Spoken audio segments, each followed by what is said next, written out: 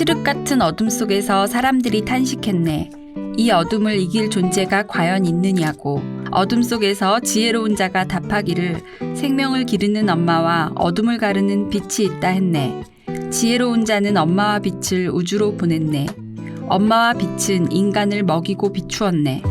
마침내 새 땅에 이르자 엄마와 빛은 뜻이 나뉘었네. 엄마와 빛은 인간을 두 무리로 가르고 지구의 지혜를 둘로 쪼개었네. 인간들은 서로 부둥켜 안고 약속했네.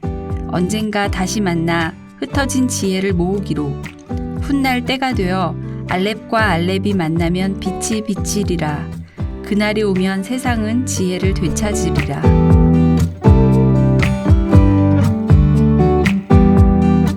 어른과 아이, 그 사이 어디쯤에서 고군분투하고 있을 우리들의 사춘기에 대해 책으로 이야기를 나누어 보는 우리가 사랑하는 사춘기 우사사 41번째 시간, 지금부터 시작하겠습니다.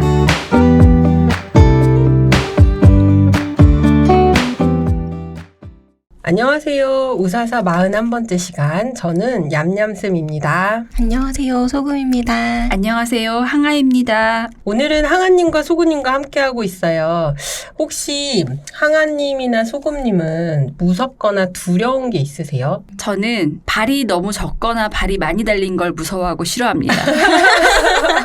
발이 너무 적은 거, 원형 동물 다리가 없거나 다리가 너무 많거나 다리가 6개 이상이거나 네. 저는 미래가 무서워요.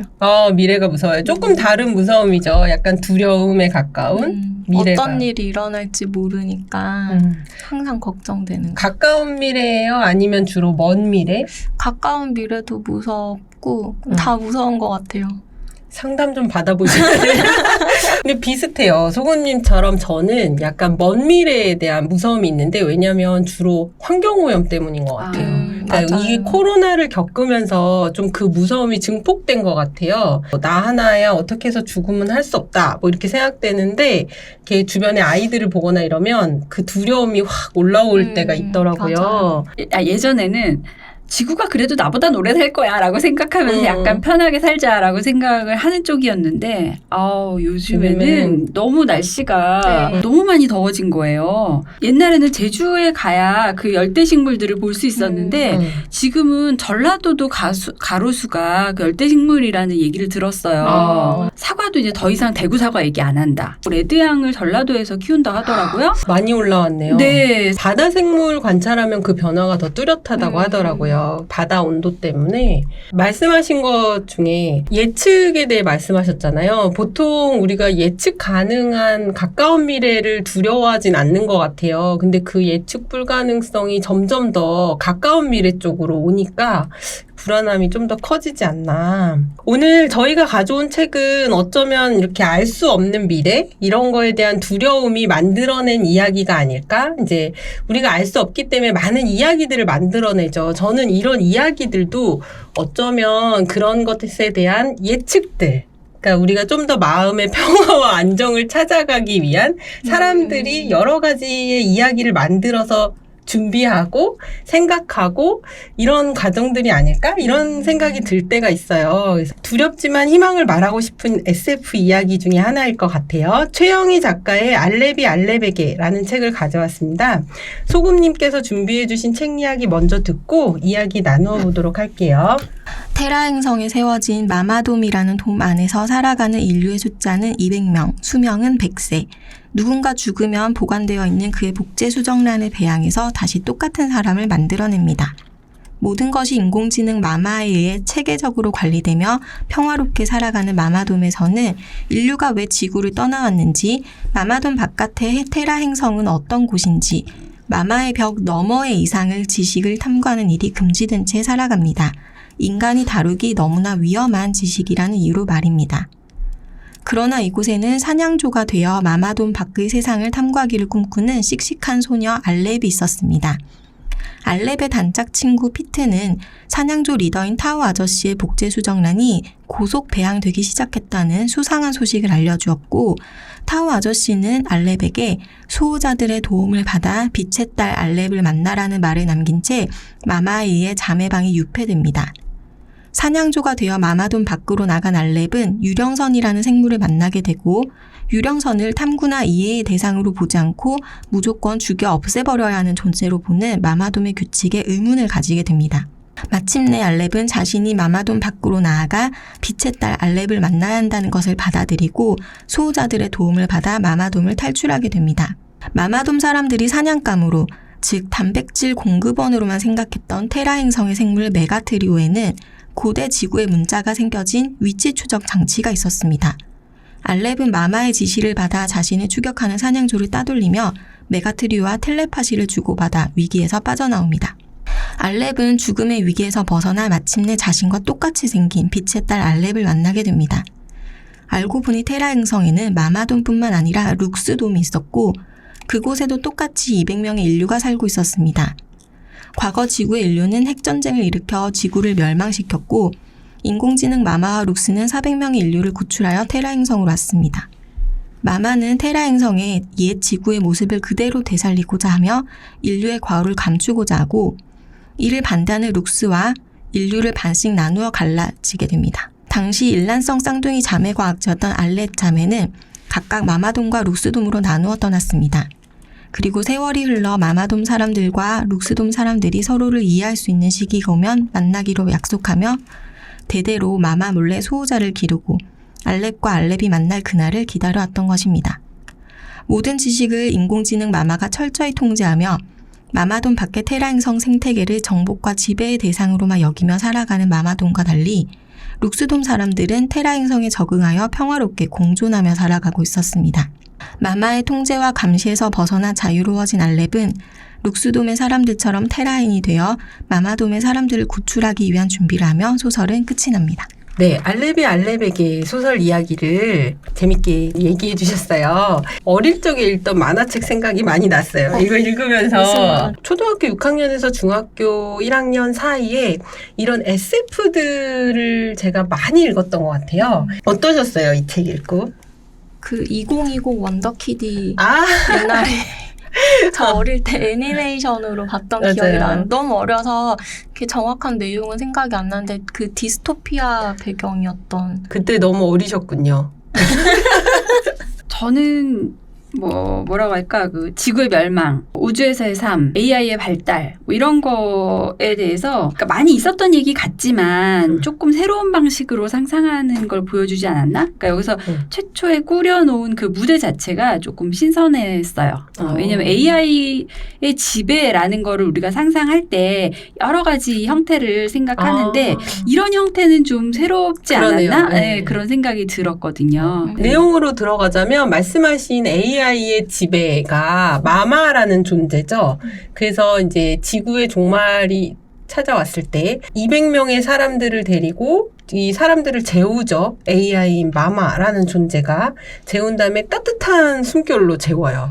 저는 그게 되게 신기했는데 따뜻한 숨결로 재우고 우주로 떠나서 인간이 적당히 살 수 있는 곳을 찾을 때까지 재운 다음에 이제 그런 곳을 찾아서 사람들을 깨우고 거기서 이제 다시 번성시키는 게 아마 이 마마의 미션, 임무인 것 같아요.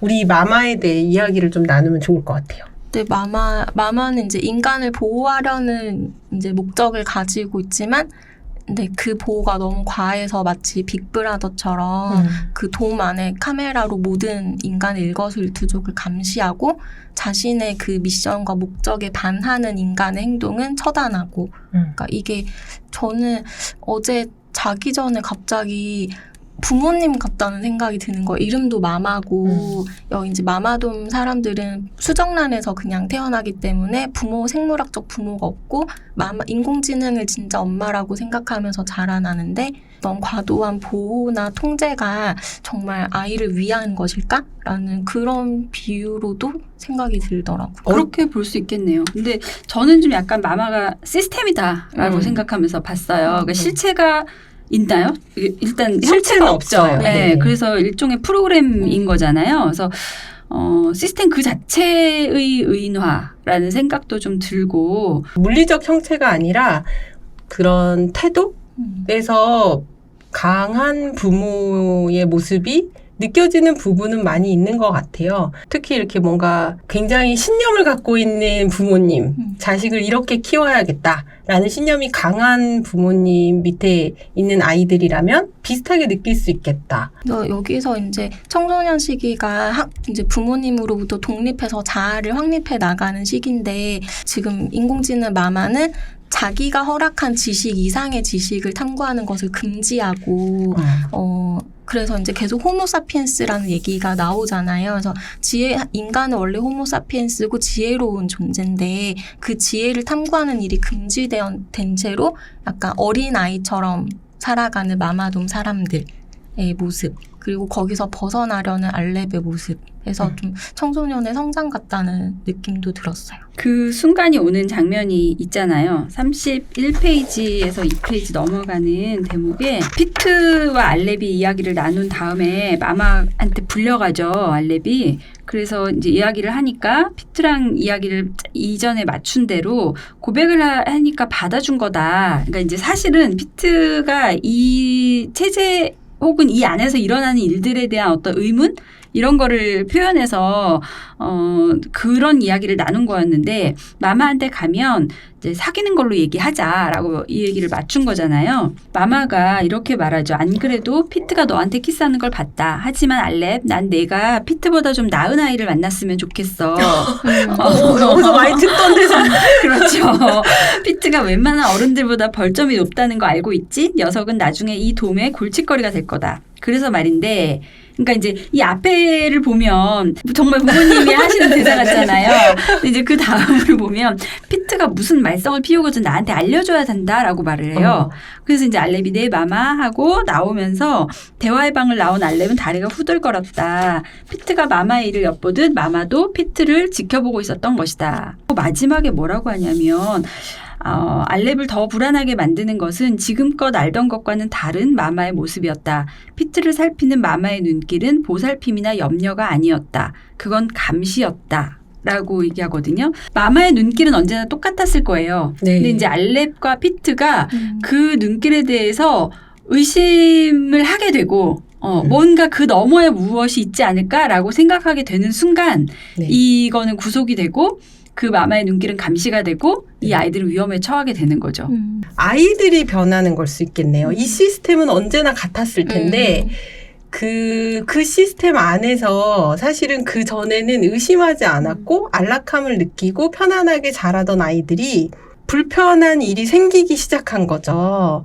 그러니까 마마의 세계를 넘어가야 되기 때문에 그때부터는 마마가 보는 모든 눈길은 감시가 되고 이제 자신은 마마를 속여야 되는 그런 상황이 오는 건데 되게 비슷하긴 한 것 같네요. 그 청소년들이 사실은 그전에는 엄마 말을 잘 들어도 마음 편하고 즐겁지만 그쵸? 그다음부터는 듣기 싫어지죠.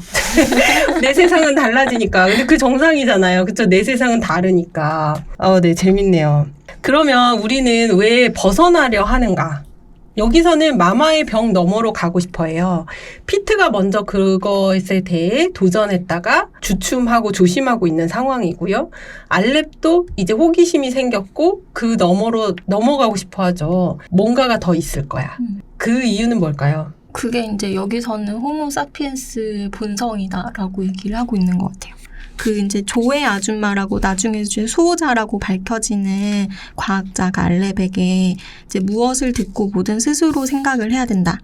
생각을 물고 늘어져야 한다라고 하면서 알렙에게 계속 알렙의 정신적 성장을 도와주는 캐릭터로 나오는데 안락하고 편안하지만 생각 없는 돼지로 살 것이냐 아니면 위험하고 불확실하지만 그래도 부딪혀서 나아갈 것이냐를 선택하라고 한다면 근데 많은 문학 작품이나 이런 데서는 인간은 위험하고 불확실하지만 나아가야 한다라고 말을 하는 것 같아요. 나아가야 하는 것이 당위인지는 모르겠으나 나가고 싶은 사람들이 생기잖아요. 그리고 새로운 걸 해보고 싶은 사람들이 생기게 마련인데 저는 약간 세계를 볼 때 절대 악이라는 게 있기는 하죠.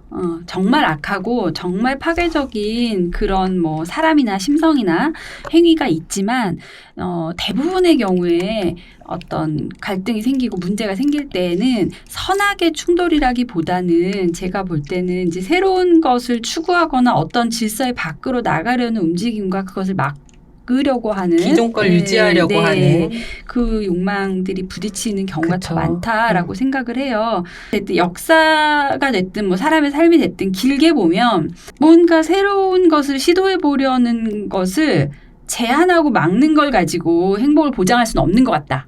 네, 그걸로 선하거나 뭐 질서정연하거나 아름답거나 좋은 삶이라는 거를 유지하는 건 가능하지도 않고 썩 좋은 것 같지도 않다라고 생각하는 쪽이에요. 그래서 이 마마가 악한 뭐 인물은 아니죠. 악한 AI라기보다는 이제 인간을 보호하거나 번성하게 하려는 몇 개의 전략 중에 빛이라고 하나요? 그쪽하고는 다른 전략을 선택한 쪽이겠죠. 그렇지만 어쨌든 새로운 것을 탐색하거나 새로운 관계를 맺거나 궁금해하고 이 선 밖으로 나가려는 것을 차단함으로써 이 질서를 유지하려는 거잖아요. 이게 좋은 결과를 낳는 경우는 별로 많지 않다고 저는 좀 생각합니다. 저희가 아마 다음이나쯤에 김영하 작가의 작별인사 최근에 나온 장편소설을 다루게 될 텐데요. 거기에서 보면 이제 AI와 그러니까 휴머노이드와 인간의 경계가 무너지는 지점에 대한 여러 가지 고찰들이 나와요. 그 책은 이제 그때 가서 더 자세히 이야기를 나누겠지만 그러면서 끊임없이 인간다움이 뭔가 그렇다면 이 구분을 지을 때 더 이상 물리적인 어떤 육체적인 측면에서는 구분이 없어지는 시대가 올 거다. 라는 걸 보여주면서 인간다움이 뭔가에 대해 계속해서 질문을 던지고 있거든요, 책이. 알렙이라는 이 책에서는 아마 그 질문에 대한 대답이 자유의지인 것 같아요. 인간의 자유의지. 그래서 지금 말씀하신 것들에서 나오는 기존 질서를 넘어서려는 어떤 의지, 그것이 본질적으로 갖고 있는 인간의 특성, 다른 것들과 구별되는, 그리고 그게 이루어졌을 때 느껴지는 새로운 세상에서의 어떤 행복, 그런 것들에 대해 이야기하고 있지 않나, 뭐 이런 생각도 들고요. 재밌게 생각했던 부분이었어요. 중간에 잠깐 정리를 하자면 이제 인간이 나중에 알렙이 알게 되죠. 인간의 두 집단이 이 행성에 온 거예요. 룩스라는 아직 계속 나오지 않고 있는 또 다른 집단, 그리고 지금 현재 알렙이 속해 있는 이제 마마의 통제 안에 있는 집단. 예전부터 내려오던 노래가 있죠. 알렙이 알렙을 만났을 때 이 시스템에서는 이 알렙이 뭔가 그걸 이루지 못하고 죽게 되면 또 다른 알렙이 태어나요. 그러니까 200명의 인간이 계속 유지되는 거죠. 얌얌쌤이 죽으면 또 얌얌쌤 수정란이 다시 얌얌쌤이 되는. 전 그거 되게 좀 무서웠는데 왜냐하면 저의 개별자로서의 존재는 무엇인가. 죽으면 다시 다음에 똑같은 수정란이 얌얌쌤으로 자라. 네, 그 시스템이어서 항상 200명이 유지되는 그런 시스템을 가진 돔인데 이 알렙 이전에도 수많은 알렙이 있었지만 그 알렙들은 그때마다 약간 성정이 달랐던 거예요. 너무 샤이한 알렙도 있었죠. 그래서 바깥 세상에 대한 어떤 두려움이 더 컸기 때문에 못 나갔던 알렙도 있었고. 뭐 그랬을 때 지금 현재 이 알렙은 그런 호기심을 충족하고 있는 알렙인 거예요. 그래서 나가고 싶어 하는 건데 이 두 집단의 차이에 대해서도 얘기해보면 재밌는 것 같아요. 인간이 세계를 대하는 방식을 극단적으로 이렇게 마마와 룩스로 대변을 한 것 같은데 이제 그 뒤에 작가의 말을 보면은 이제 식민지 지배할 때를 이제 얘기를 하시잖아요. 그것처럼 인간이 어떤 타자를 이제 다른 존재를 만났을 때 그러니까 정복과 지배의 대상으로 보느냐 약간 폭력적인 방식, 관계 맺음의 방식, 이해하고 공존하는 방식 이렇게 두 가지를 대변하고 있는 것 같아요. 그 메가테리오를 룩스 쪽 사람들이 부르는 명칭이 오너잖아요. 메가테리오는 여기서 이제 이 행성에 원래 살고 있는 생명체인데 아주 커다란 달팽이처럼 생겼지만 콩콩 뛰어다니죠. 근데 이거의 고기를 이제 마마돔의 사람들이 먹기 때문에 사냥조가 메가테리오를 잡아와야만 하는 거죠. 그러니까 마마돔 사람들은 이 메가테리오라는 생명체를 말하자면 식량으로 보는 거잖아요. 그쵸. 네. 근데 그리고 메가테리오라고 부르고 괴물이란 뜻이래요. 그렇죠. 근데 룩스돔 사람들은 오너라고 부르잖아요. 그러니까 원래 이 행성을 지배하는 주인이고 우리는 여기에 이제 찾아와서 사는 건데 저들과 공존해야 된다라는 기본적인 태도를 갖고 있으니까 그게 아주 극명하게 딱 드러내 보여주는 맞아요. 장면이죠. 알렙이 이런 말을 하거든요. 조에 아줌마, 그러니까 생물학자이고 과학자인 조에 아줌마는 아마 메가테리오를 봤으면 콩콩 달팽이라고 이름을 붙였을 거다라고 했어요. 그러니까 뭐 오너라고 부르냐 메가테리오라고 부르냐 이런 거에서 콩콩 달팽이가 저는 제일 마음에 들긴 하더라고요. 왜냐면 그냥 보이는 현상 그 자체로 이름을 붙인 거예요. 어떤 주인이다 아니면 정복의 대상이다 이런 가치관이 이렇게 개입되지 않은 이름이어서 그런지 콩콩 달팽이 너무 좋잖아요. 우리가 까만 둥근 어쩌고 달팽이 뭐 이렇게 부르듯이. 그래서 이 두 집단의 그 태도가 이런 명칭에서도 극명하게 대비가 되고 그래서 사는 방식이 달라지죠. 이 룩스라는 돔에 있는 사람들과 그 다음에 마마돔에 있는 사람들의 삶의 태도들이 이 전체적인 어떤 관점에 따라서 완전히 달라지는데 뒤에 조금밖에 안 나오지만 이 룩스돔 사람들은 어쨌든 이 행성에 자신들을 적응시키려고 노력을 하잖아요. 어려서부터 그 대기질에 조금씩 노출시키면서 호흡이 가능할 수 있게 이제 적응해 나가는 걸로 하죠. 힘들지만 처음에는. 근데 이제 그 마마돔 사람들은 인간에게 필요한 산소를 공급받기 위해서 이제 평소에는 이제 돔의 문을 닫아놓고 있다가 이제 이끼를 번성시켜서 산소를 발생시키게 하고 인간 중심의 어떤 환경을 만들어내기 위해 되게 최선을 다하고 있고 이제 새로운 공기를 만났어요. 네. 여기서 살아야 하는데 한쪽은 여기에도 산소가 있구나. 저 산소를 먹으면서 살아야겠어. 이렇게 생각하는 거고 한쪽은 산소가 희박한 데다가 어떤 독성 물질이 있을지도 모르니 우리는 산소에 둘러서 어떻게든 이걸 보호해서 보호장구를 갖추고 저 안에 잠깐씩만 나가면서 살아야겠어 라고 생각하는 거잖아요.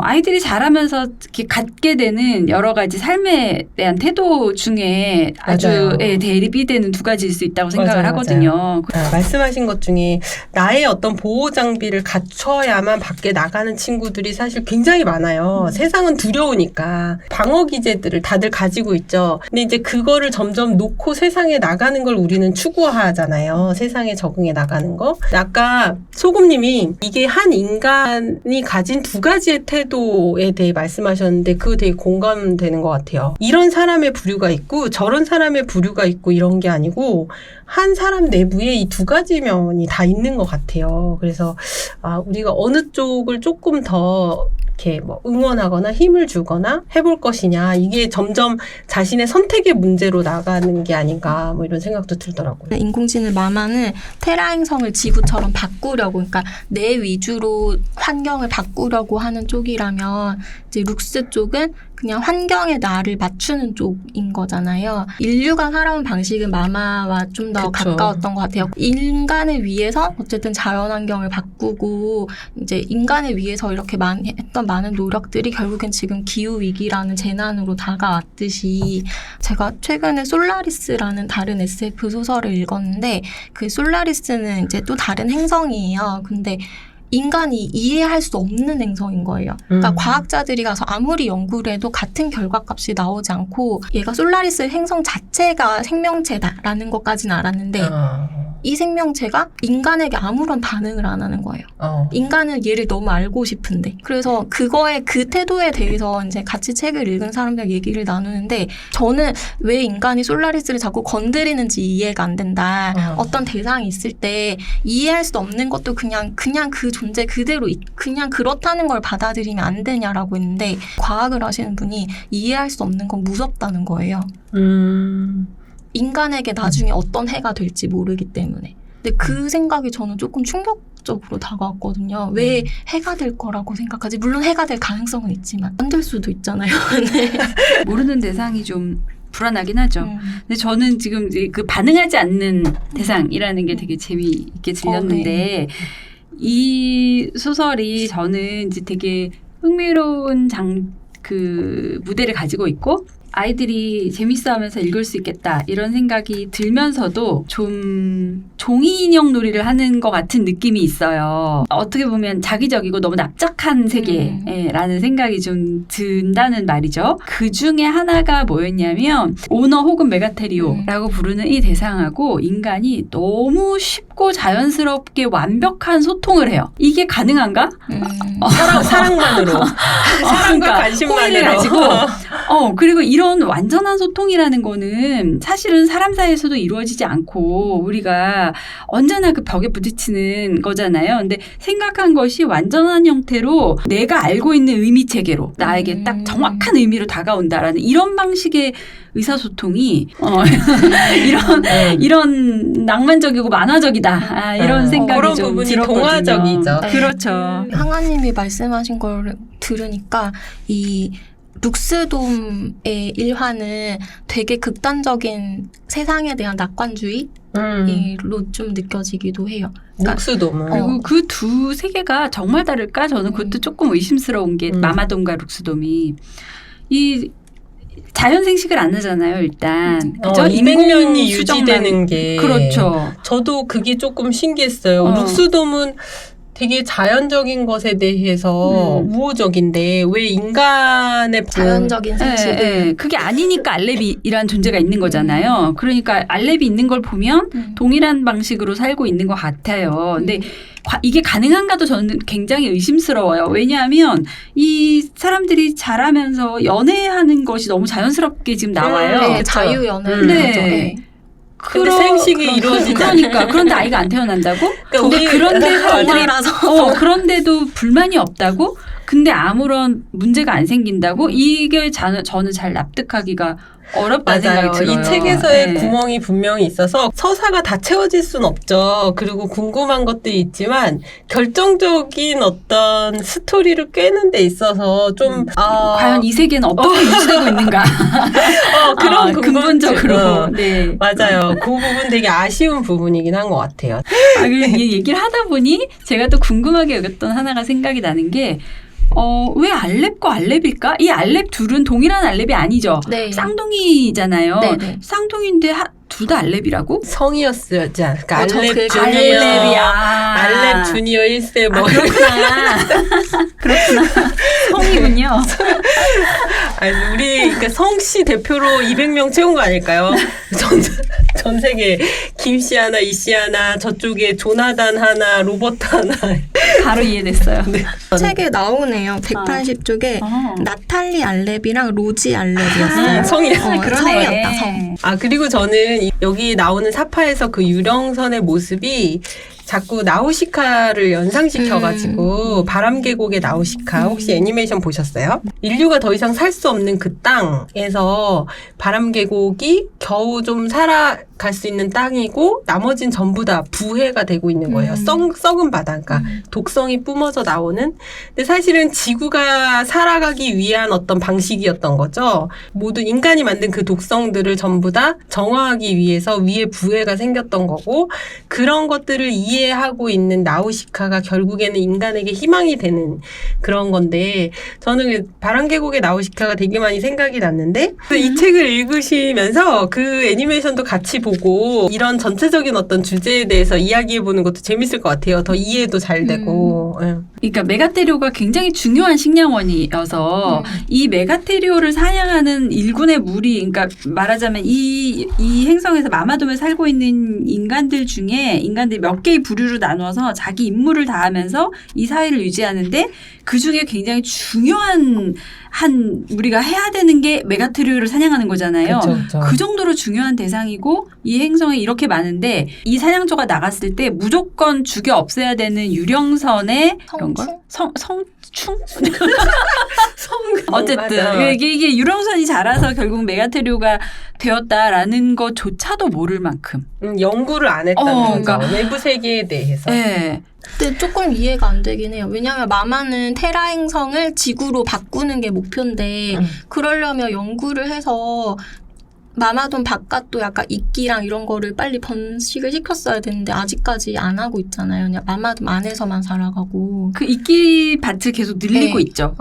근데 그게 시스템의 한계일 수도 있어요. 그러니까 그런 어떤 인간다움이 무엇인가 아까 말씀드렸던 인간다움이 무엇인가에 대해서 상상 이상의 어떤 세계에 대한 탐구 욕구라든지 그런 도전이라든지 이런 이야기가 다른 책에도 나오는데 여기서도 보면은 마마는 아마 시스템 내에서 인간 보호가 첫 번째일 거고 그 다음에 그 전까지의 인간의 지식으로 꾸려졌기 때문에 그 이상의 세계에서 마마가 새로운 연구를 하는 게 이 200명을 지키는 것보다 더 중요한가라고 했을 때 아마 그렇지 않은 시스템이지 않을까 싶더라고요. 저는 그냥 그렇게 이해했던 것 같아요. 그리고 이 책에서 저는 뒷부분에 가보면 전설 속에 진실의 씨앗이 숨어 있다라고 해요. 그 전까지의 역사를 모두 다 지워버린 거예요. 마마가 인간이 어떻게 멸종을 겪었는지, 그 다음에 이제 뭐 지구가 어떤 식으로 종말을 겪었는지 이런 것에 대한 모든 기록들을 다 삭제한 거예요.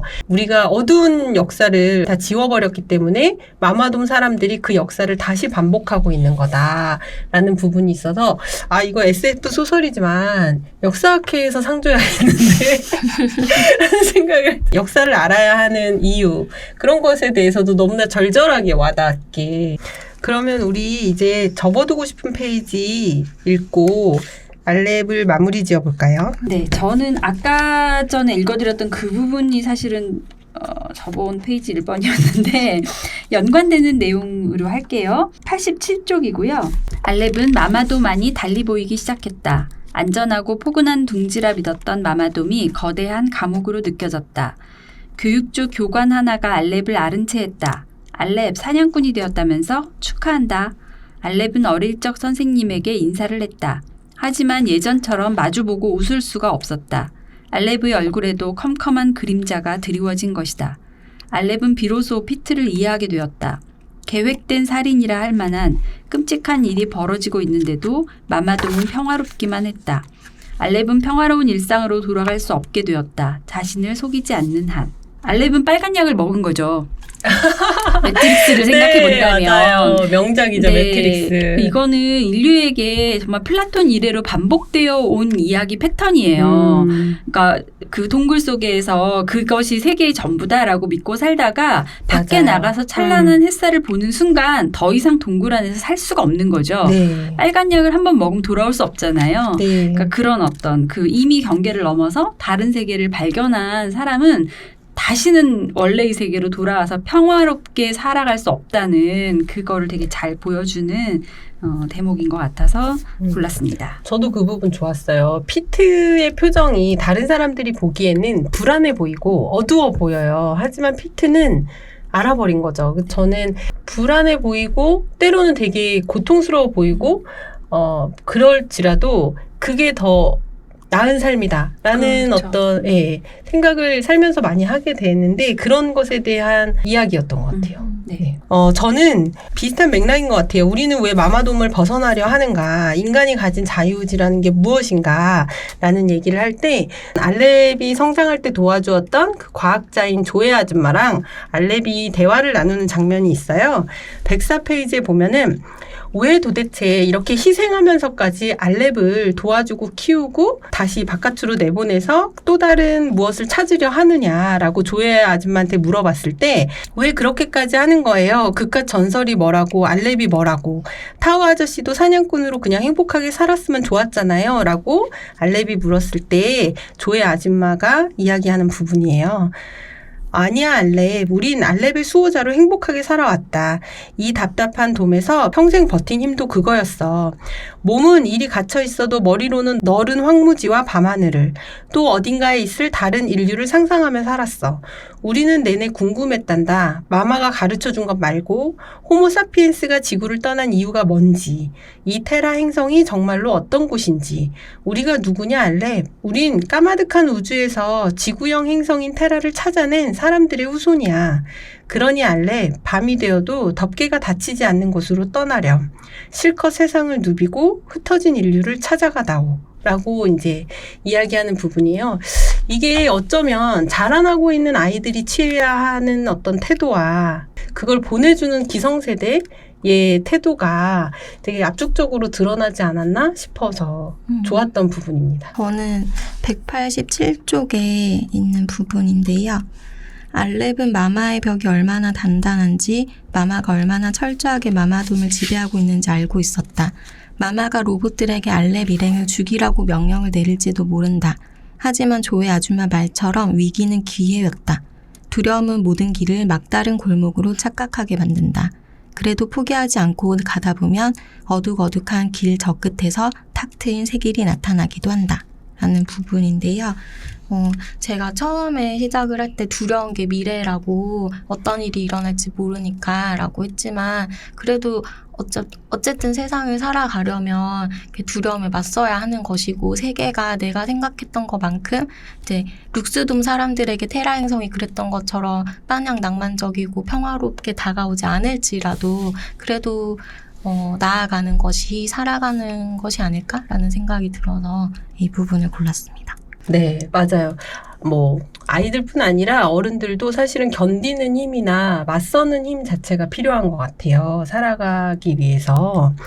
네, 재밌게 읽었던 책 알렙이 알렙에게 이제 마칠 시간입니다. 책을 통해 마음속 사춘기를 꺼내서 함께 소통하고 싶은 우사사는 청취자 여러분들의 관심과 사랑으로 지속됩니다. 오늘도 서로 응원하는 하루 되시기를 바라며 인사드리겠습니다. 감사합니다. 감사합니다.